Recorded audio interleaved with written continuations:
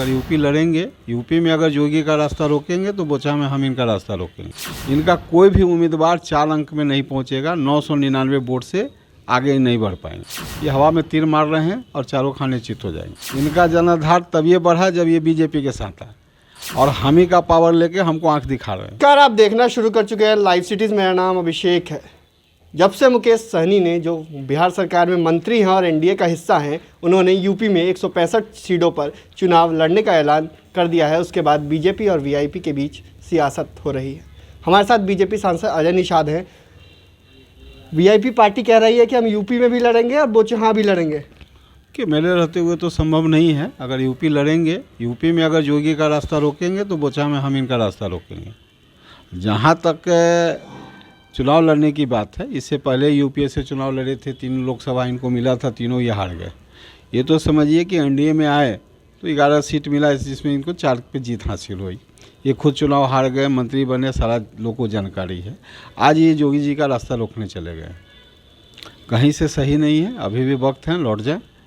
इनका जो 165 उम्मीदवार पे जो लड़ने का घोषणा किया है, पहले तो 165 उम्मीदवार तो खोजें, चुनाव लड़ने की तो दूर की बात है। इनका कोई भी उम्मीदवार 4 अंक में नहीं पहुंचेगा, 999 वोट से आगे नहीं बढ़ पाएंगे।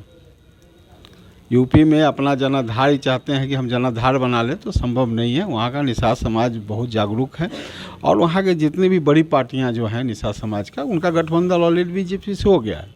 ये हवा में तीर मार रहे हैं और चारों खाने चित हो जाएंगे।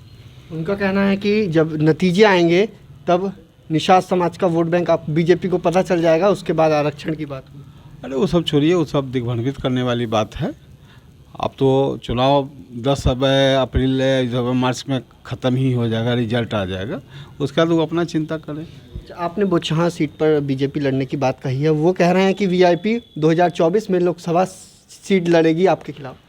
देखिए, आप नहीं वीआईपी का उम्मीदवार उतरेगा। ये तो पहले भी लड़े थे 2019 में, 4,10,000 वोट से चित हो गए, अपने खुद चुनाव हार गए। जनाधार इनका नहीं है। इनका जनाधार तब ये बढ़ा जब ये बीजेपी के साथ है और हम ही का पावर लेके हमको आंख दिखा रहे हैं। हम तो भविष्य में तो कोई नहीं जानता कि कौन क्या रहेगा। आपका जून के बाद आपका क्या होगा, उस पर तो चिंता कीजिए। क्या होगा मतलब जून के बाद? जून के बाद इनका मंत्रिमंडल चला जाएगा। ऐसे जैसे ये बोल रहे हैं, जिस हिसाब से भारतीय जनता पार्टी के पास खिलाफत कर रहे हैं, तो कहीं से ये इनका निर्णय सही नहीं है। देखिए, भारतीय जनता पार्टी, हम बोल रहे हैं कि इसमें हम लोग का मतलब अधिकार नहीं है इस सब का तय करना, इसका शीर्ष नेतृत्व तय करता है। लेकिन कहीं से भी शीर्ष नेतृत्व को ये लगता है कि यहाँ पर गलती हो रही है तो सुधार तो करेगा ही, बर्दाश्त नहीं करेगी बीजेपी। सवाल ही नहीं है। मतलब अगर ऐसे ही करते रहे, यूपी में चुनाव लड़ा तो मंत्री पद जाना। देखिए, योगी जी का सत्ता में आना तय है और ये कहीं से भी कोई नुकसान भारतीय जनता पार्टी को और योगी जी को नहीं कर रहे हैं। इनका जो भी, एक तो 165 उम्मीदवार नहीं मिलेगा, उम्मीदवार इनका मिल भी जाता है तो 4 अंक में नहीं पहुंचेगा।